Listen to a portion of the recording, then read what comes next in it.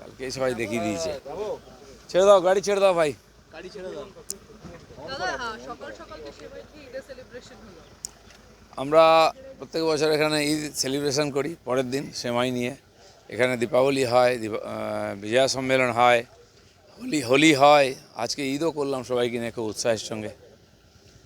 আজকে রবিবার, সকলেই প্রায় বাড়িতে থাকেন। আপনি কলকাতা শহরে খড়গপুরে প্রচার কখন হবে?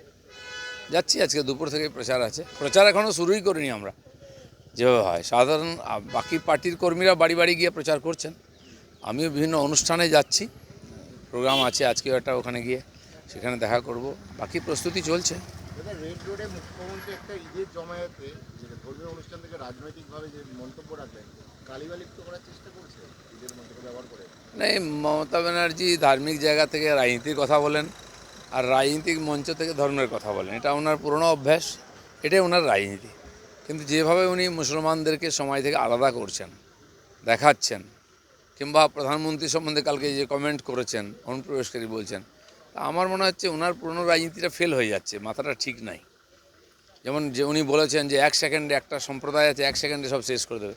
তার মানে মুসলমানদের প্রতি বলতে চাইছেন ওরা কি দাঙ্গাবাজ, ওরা কি উগ্রপন্থী?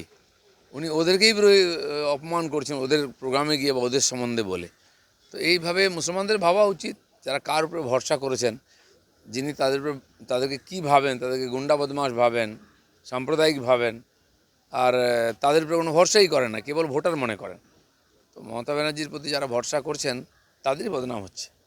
দাদা, আগামী সপ্তাহে নীতিন নবীন আসছেন রাজ্যে, মানে প্রার্থী তালিকা ঘোষণার উপর বিভিন্ন রকমভাবে যে বিক্ষোভ উঠে আসছে, সেই কারণের জন্যই কি এবার একদম সব নেতৃত্বকে মাঠে না, নামতে যারা হচ্ছে? ক্যান্ডিডেট আছেন আমার মনে হয় তাদের আমাকেও ডাকা হয়েছে, এখানেই মিটিং আছে 24 তারিখ।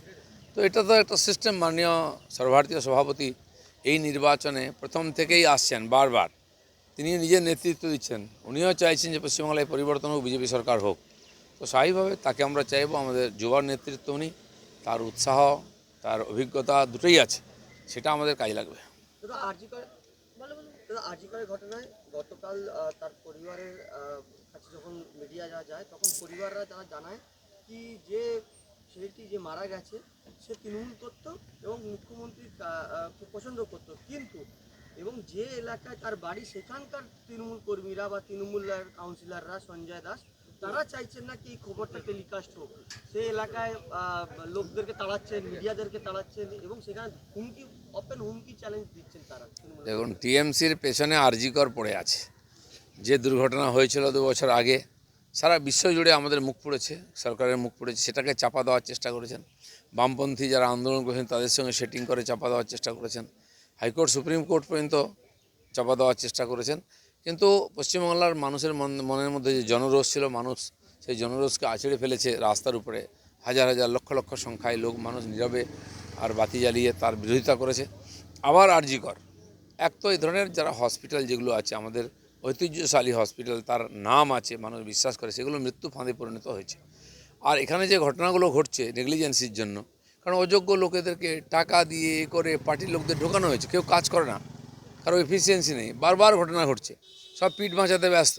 তো এইগুলোকে তারা চাপা দেওয়ার চেষ্টা যায়, তার নিজের লোক, বাড়ির লোক মারা গেলেও তারা চেপে দেবে, কারণ রাজনীতিক লাভটাই তাদের কাছে বড়। দাদা আপনার স্ত্রী অর্থাৎ রিঙ্কু মজুমদার বারবার বলেছেন তার আপনার পরিচয় অর্থাৎ স্ত্রীর পরিচয় বা স্বামীর পরিচয় বাদ দিয়ে তার রাজনীতির প্রেক্ষিতে একটা পরিচয় রয়েছে এবং ড্রপ বক্সে তিনি তার বায়োডাটা ফেলেছিলেন। তবে দেখা গেল প্রার্থী পদ হিসেবে তাকে প্রার্থী হিসেবে তাকে মনোনীত করা হলো না। এই বিষয়ে নিয়ে আপনি কিছু বলবেন রাজনৈতিক সত্তা থেকে? না, পার্টির প্রত্যেকটি কর্মীর অধিকার আছে পার্টির কাছে তার আবদার রাখার। হাজার হাজার লোক আর টিকিটের জন্য বিধানসভায় অ্যাপ্লিকেশন করেছে, উনিও করেছেন। তো পার্টি দেবে কি দেবে না সেটা পার্টির ব্যাপার, ওনার ব্যক্তি স্বাধীনতা আছে। উনি আগে থেকেই পার্টিতে ছিলেন কর্মী হিসেবে, আমি একজন পার্টির কর্মী। তো সেই হিসেবে অনেকেই চেয়েছেন, কেউ পেয়েছেন, কেউ পাননি। চলো, ধন্যবাদ। আজ কেন্দ্রীয় মন্ত্রী বাড়িতে একদম বৈঠক রয়েছে, জেপি নাড্ডা সরাসরি সবাই থাকবেন। 39টা আসন যে রয়েছে সেই নামের জন্য একদিকে এমন বাংলায় আসতে হচ্ছে, অন্যদিকে কি সেখানে মিটিং করতে হচ্ছে? না, ওখানে পার্লামেন্টারি কমিটির মিটিং হয়, পার্লামেন্টারি বোর্ডের, তারাই শেষ অনুমতিটা দেন, লিস্ট তৈরি করেন। তাদের অনুমতি ছাড়া আমাদের প্রার্থী ঘোষণা হয় না। একজনের হলেও তাদের সামনে যেতে হয়।